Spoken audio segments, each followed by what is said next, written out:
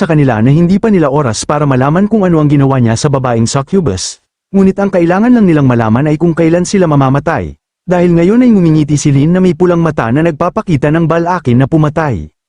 Habang ipinapaliwanag ni Lin na hindi na lamang siya mabubuhay ng masaya ng walang alalahanin, kundi gagamitin din niya ang Water Demon Clan bilang kanyang breeding machinery araw-araw, at pagkatapos ay gagamitin ng Snowfield bilang laruan, gagawin niyang kanyang ang mga snow spirits habang kumakain ng ice cream at kung ano-ano pa.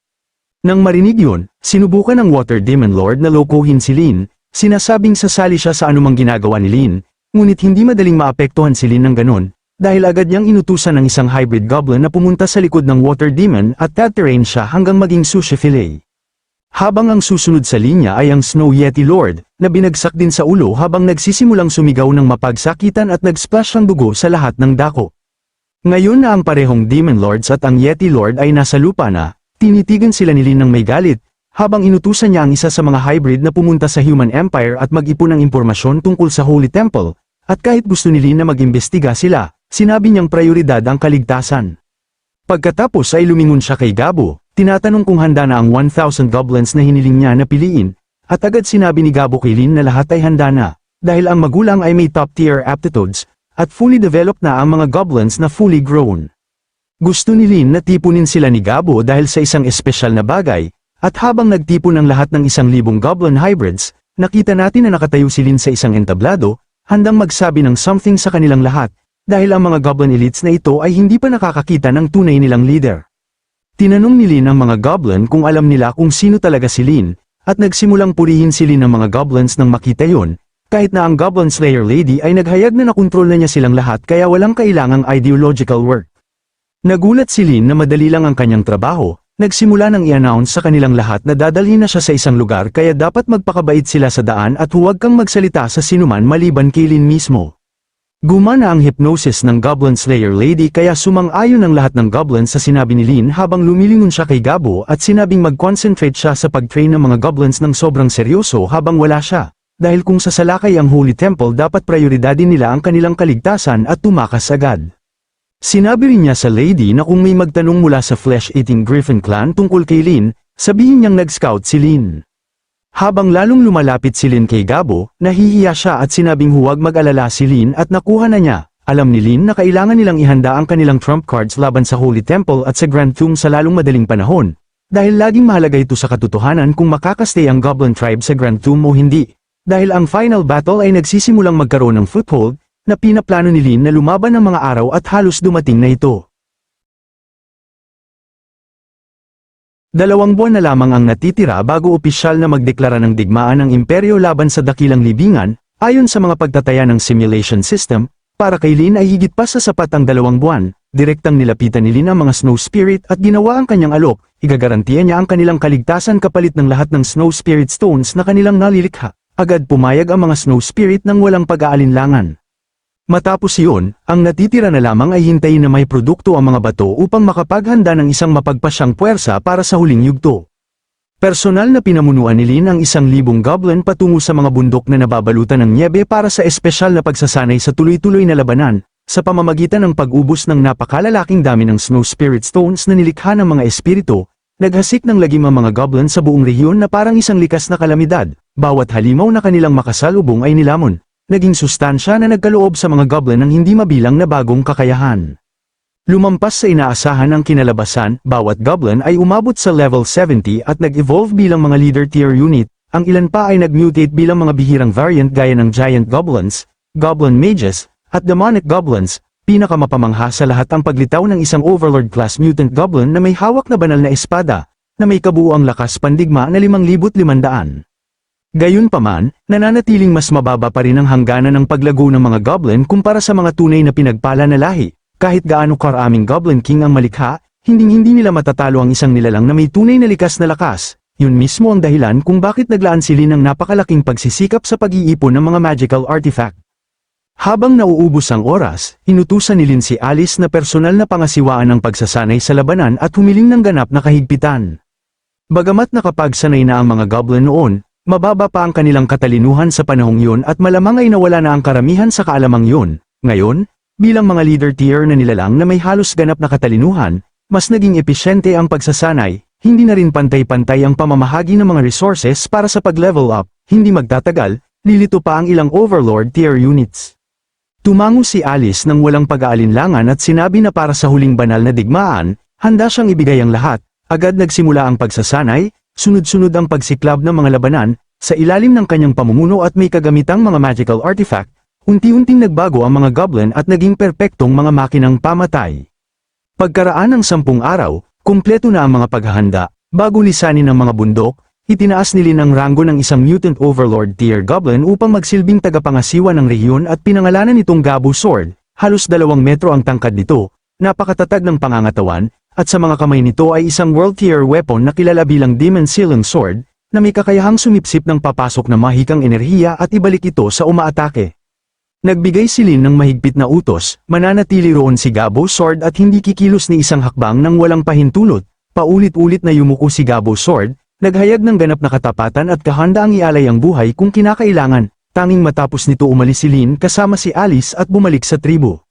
Naging masidhing apurahan ang sitwasyon, maaaring magdeklara ng digmaan ng Mindom Empire anumang sandali. Pagbalik ni Lin at makita ang napakaraming goblin, kahit siya ay pansamantalang napatigil sa gulat, sa loob lamang ng 2 buwan, higit pa sa doble ang kanilang populasyon, humiling siya ng mas maraming goblin, ngunit hindi sa ganitong kalaking bilang sa kasalukuyan. Binubuo ang tribo ng 80,000 maliliit na goblin, 30,000 malalaking goblin, 8,000 hero race goblin, at 100 leader tier goblin. Ang tanging pagsusuplay ng pagkain ay nangangailangan ng 10,000 halimaw araw-araw. Paglitaw pa lamang ni Lin, agad nagsidagsa ang mga kababaihan ng tribo upang salubungin siya. Ipinaliwanag ng isa sa mga pinuno na, ayon sa nauna niyang utos, ibinuhos ang napakalalaking yaman sa pagpaparami. Napaatras ang dila ni Lin sa pagkakaunawa, yun pala ang dahilan kung bakit halos walang mababang antas na halimaw sa kanyang dinaanang daan pauwi. Halos maubos na ng dakilang libingan ang lahat ng kanilang reserba. Pagkatapos nito, nagtanong si Lin tungkol kay Gob Ian, ngunit nalaman niyang mahigit 1 buwan na itong nawawala. Sa karaniwang kalagayan, si Gob Ian sana ang unang sasalubong sa kanya. Bahagyang kumunat ang noo ni Lin, ngunit nagpasya siyang wala ng oras para hanapin pa ito at ituon na lamang ang pansin sa mas mahalagang bagay. Tinanong ni Lin ang tungkol sa produksyon ng mga armas. Napakahalaga ng mga sandata, lalo na para sa mga low-tier goblin. Kahit marurupok ang bawat isa, dahil sa napakarami nila, sapat na ang kahit isang saksak mula sa bawat goblin upang lipunin ang isang hukbo. Iniulat ng Goblin Slayer ang kanilang inventaryo, 50,000 maiikling espada, 20,000 set ng bakal na baluti, 20,000 mahabang espada, at humigit kumulang 5,000 karagdagang armas, karamihan ay mga kalasag, sibat, at lansang sandata. Dahil sa kakulangan ng oras, hindi na nila kayang lubusang masandatahan ang lahat. Ipinahayag ni Lin ang kanyang pagsang-ayon, higit pa sa sapat ang kanilang nagawa. Sa sandaling yun, isang itim na anino ang biglang sumugod papasok, wasak at balisa, puno ng sugat at takot. Si Go Tine yun, ipinahayag niya na biglang nagbago ng husto ang sitwasyon at hindi na posible ang tagumpay. Ang Mindom Empire ay nagmabilisa ng 100,000 sundalo, lahat ay nakasuot ng mabibigat na baluti. Mabigat ang bagsak ng balitang yun, ang mga sundalong ganap na nakabaluti ay parang naglalakad na mga kuta, mabagal ngunit halos imposibleng mapasok, at kayang durugin ang kalaban sa pamamagitan lamang ng tibay at pagtitiis. Ang pagsasandata ng ganitong kalaking hukbo ay tiyak na nag-ubos sa kayamanan ng imperyo. Agad na naunawaan ni Lin, sa bawat naunang simulation, siya ay namamatay, malamang ito na ang all-in na sugal ng imperyo. Dagdag pa ni Alice, sa mabigat na tinig, na kumikilos na rin ang simbahan, halos 5,000 tauhan na ang nagtipon, kabilang ang 500 mabibigat na nakabaluting Holy Crusaders na may hawak na malalaking espada. Ang natitirang mga pari ay hindi rin mahihina.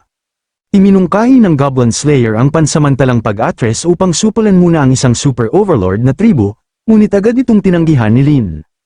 Sa ganitong kalaking bilang ng kalaban, wala nang matatakbuhan sa buong kontinente. Ang mga goblin ay isinilang na may kasalanan. Sa mundong ito, ang kanilang mababang katayuan ay nangangahulugang kinamumuhian sila ng lahat. Ang tanging halaga na nakikita sa kanila ay bilang mga handog para sa mas malalakas na lahi, kahit ang mga Goblin King ay kalaunan hinahabol at nililipol.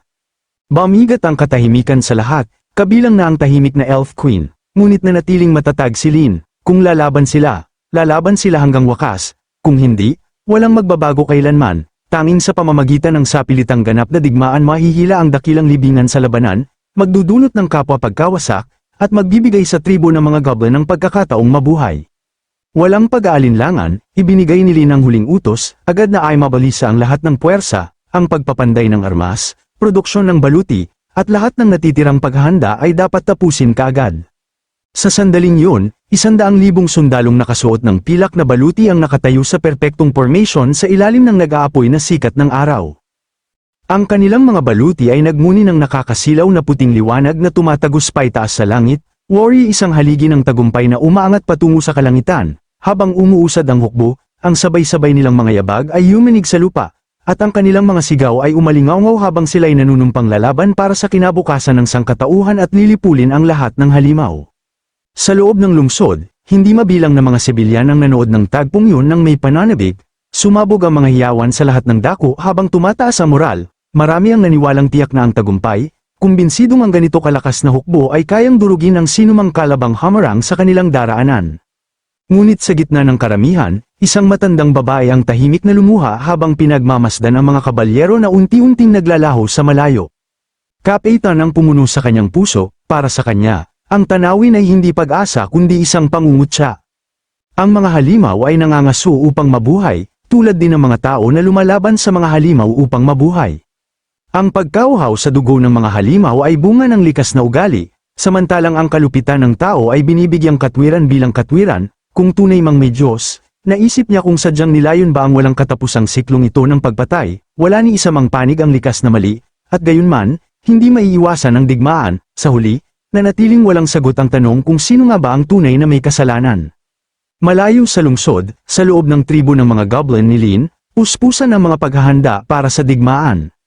Alinsunod sa utos ni Lin, ang buong tribo ay agad na kumilos ng walang pag-aalinlangan, malalaking lehiyon ng goblin ang sumugod sa kailaliman ng dakilang libingan, hinuhukay at kinukuha ang bawat bakal at ugat ng mineral na kanilang makita, ang walang tigil na tunog ng mga martelyong tumatama sa mga anvil ay umalingaw-ngaw araw at gabi, habang ang matinding init ay bumubulwak mula sa nagliliyab na mga pugon.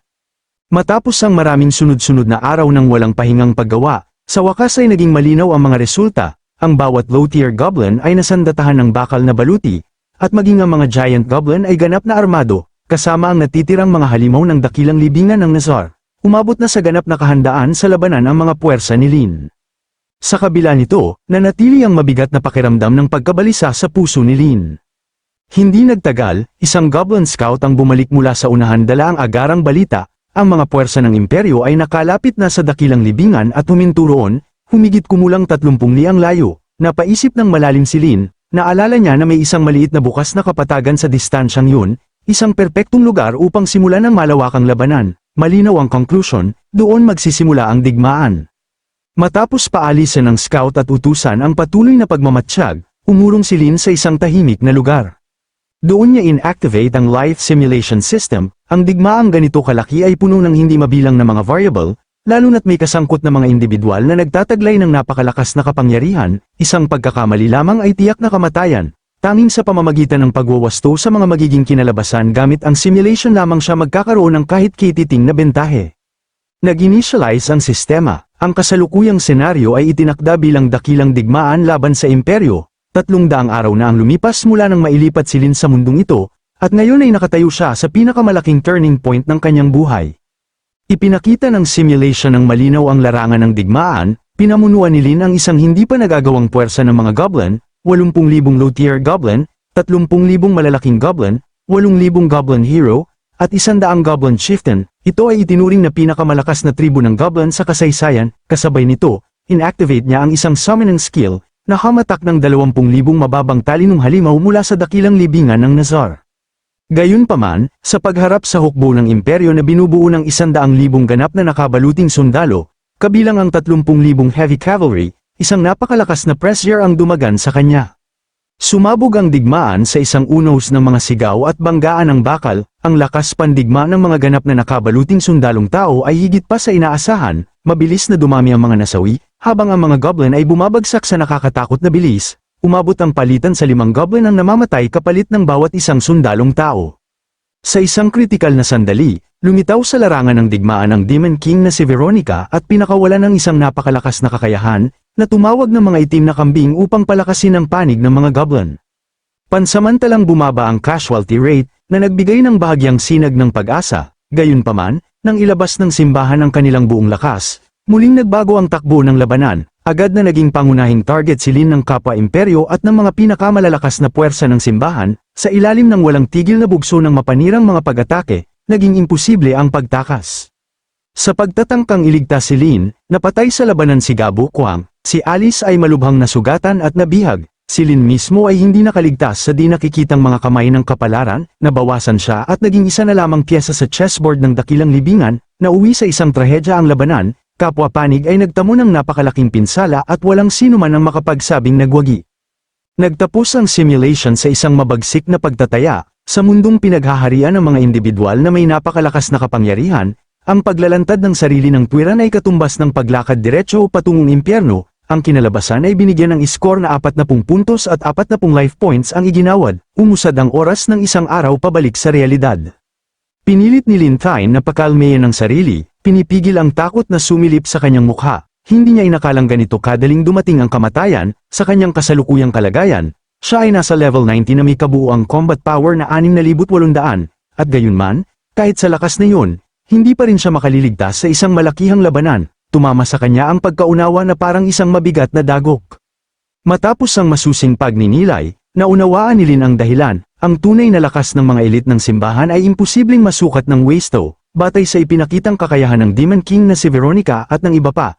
Ang combat power ng matandang papa ay malamang papalapit na sa 10,000, malayo sa anumang kayang tapatan ni Lin. Malinaw ang landas kung nais niyang mabuhay, kailangan niya ng higit pa sa bilang, kailangan niya ng kapangyarihang kayang makipantay sa mga Diyos mismo. Malinaw na ngayon kay Lin ang sitwasyon, maliban na lamang kung kaya niyang saktan ang papa gamit ang blood destruction skill at lubhang pahinain nito, halos imposibleng puksain ang ganoong nilalang. Ang tuwirang komprontasyon ay wala sa tanong, isang ambush lamang ang tanging makatuwirang daan, ang paglalantad ng sarili ng masyadong maaga ay katumbas lamang ng pagpasok sa isang patibong ng kamatayan. Mula sa sandaling yun, kailangan niyang manatiling nakatago at hayaang makapagsaman muna ang Demon King ng mas maraming halimaw. Doon lamang maaaring magbago ang balanse. Sa pagkaunawang yun, lumubog si Lin sa malalim na pagninilay. Mula ngayon, bawat desisyon ay kailangang kalkulado ng may ganap na katumpakan, isang maling hakbang lamang, at diretso siyang mahuhulog sa impyerno. Sa kaibuturan ng dakilang libingan, isang napakalaking projection screen ang muling nagpakita ng mga eksenang nagaganap, kapwa sa kagubatan at sa buong imperyo. Ang mga larawang ito ay nilikha ng isang ipinagbabawal na salamangka, sabay-sabay na isinagawa ng 3 mangkukulam na walang mata ngunit iisa ang kanilang mata sa pagitan nila. Kilala sila bilang Black Witches, dati silang mga tao na nanumpa ng katapatan sa simbahan, ngunit matapos sampay ng Demon King na si Veronica, sila'y nagbagong anyo sa mga nakakatakot at di makataong anyo. Ang kanilang pinagsasaluhang mata ay tinatawag na Divine Eye, isang kakilakilabot na kakayahang masdan ang lahat ng bagay at silipin ang mga pira-pirasong hinaharap, habang inuulit ang mga larawan, tahimik na nanood si Demon King Veronica. May bahagyang ngiti sa kanyang mga labi, malinaw na naaaliw siya sa mga kilos ng puwersa ng mga goblin, para sa kanya, halatang papalapit na ang kaguluhan. Pagkaraan, ibinaling niya ang pansin sa mga Black Witches at inutusan silang hulaan ang huling kahihinatnan ng paparating na digmaan, hindi nang ahas magatubili ang mga mangkukulam, itinaas nila ang eyeball sa pagitan nila at nagsimulang umawit ng mga sinaunang inkantasyon, halos kaagad, nagsimulang tumulo ang dugo mula sa Divine Eye, hindi matiis ang sakit. Nagsisigaw sila sa matinding paghihirap habang ang salamangka ay sumasalpok sa mga puwersang lampas sa kanilang kontrol. Sa gitna ng kanilang pagdurusa, may naramdaman silang isang nakapangingilabot na bagay, ang papa mismo ay sangkot sa paparating na labanan. Dahil sa kanyang presensya, hindi ganap na masilip ang hinaharap, ngunit sa loob ng ulap ng kawalang katiyakan, may nasalayan silang mas nakakatakot pa. Matapos ang isang mahabang sandaling nanginginig, sa wakas ay nagsalita ang isa sa mga mangkukulam, na saksihan nila ang pagsilang ng isang bagong Diyos. Agad na tumugon ang 3 mangkukulam ng may labis na pagpipitagan, iniunat ang kanilang mga braso na worry sumasamba sa isang nilalang na lampas sa pangunawa, ngunit biglang dumilim ang mukha ni Veronica, sumabog ang kanyang hindi paniniwala sa matinding galit, mariin niyang tinanggihan ang pangitain, kung tunay na may mga Diyos, katwiran niya, matagal na sana siyang naglaho, ang ideyang yon ay pawang walang kabuluhan lamang. Sa kanyang puot, isang alon ng itim na demonyong enerhiya ang sumabog palabas na parang dambuhalang alon, itinapon palayo ang 3 mangkukulam at tuluyang pinatahimik sila. Sa kabila ng kaguluhan, hindi napigilan ng isa sa kanyang mga tauhan na kilalanin ang implikasyon, para sa isang simpleng goblin na magdulot ng ganoong kaguluhan, ang gumagabay sa kanila ay tiyak na kakilakilabot, ngunit malamig na binaliwala yun ni Veronica, para sa kanya, si Lin ay isa lamang piyesang madaling isakripisyo. Gayunpaman, kinilala niyang dumating na ang oras upang tapusin ang lahat kasama ang imperyo at ang simbahan, minsan at magpakailanman, inutusan niya ang agarang paghahanda at ipinag-utos ang pagpapalaya sa isang tiyak na individual. Sa sandaling yun, naramdaman ni Veronica ang pag-activate ng isang teleportation formation, nang mapagtanto kung sino ang darating, nagbukas siya ng katumbas na teleportation channel sa loob ng dakilang libingan, ilang sandali lamang, lumitaw si Lin. Hindi na siya nag-aksaya ng oras sa mga formalidad, apurahan ang sitwasyon, ang mga mind masters ng imperyo at ang mga puwersa ng simbahan ay nakapagtatag na ng kampo humigit kumulang 30 kilometro mula sa dakilang libingan, malapit na ang digmaan. Kalmadong tumugon si Veronica, na para bang hindi siya nagulat sa balita, tinanong niya kung paano balak ni Lin na kumilos sa ganitong mga pangyayari, habang nagsasalita, palihim na sinuri ni Lin ang kanyang attribute panel. Si Demon King Veronica ay nasa level 100, ang kanyang lahi ay undead at ang kanyang klase ay heretical summoner. Taglay niya ang maraming titulo na kaugnay ng erehiya, immortalidad, at madilim na pag-summon, higit sa 3,000 taon ang kanyang habang buhay, malalaki ang kanyang pisikal na atributo, ngunit hindi naman lubhang nangingibabaw kung titingnan ng paisa-isa, ang tunay na nakakatakot sa kanya ay hindi ang mga numero lamang, kundi ang perpektong pagsasanib ng kanyang klase, mga kasanayan, at kagamitan. Ang kanyang kabuuang combat value ay kulang lamang ng 1 puntos sa 10,000. Mabilis na naunawaan ni Lin ang katotohanan, ang lakas ni Veronica ay hindi nagmumula sa mga numero lamang, ito ay bunga ng kanyang kakayahan sa pag-summon, mga monstrong enhancement, mga ipinagbabawal na kasanayan, at mga kagamitan na nasa divine tier. Higit pa rito, ipinahiwatig na ng sistema na sa hinaharap ay magsusummon siya ng isang nilalang na kilala bilang Black Goat, isang bagay na lampas sa karaniwang mga halimaw. Pinagtibay nito ang isang mahalagang hinala ni Lin, bawat lahi ay may likas na hangganan sa kanilang mga atributo, tanging ang mga Diyos o ang mga nilalang na lumalampas sa karaniwang mga lahi ang kayang basagin ang mga hangganang yun, at anuman ang nakita ng mga Black Witches sa hinaharap, yun ay isang bagay na nagbabantang wasakin ang mga limitasyong iyon ng tuluyan.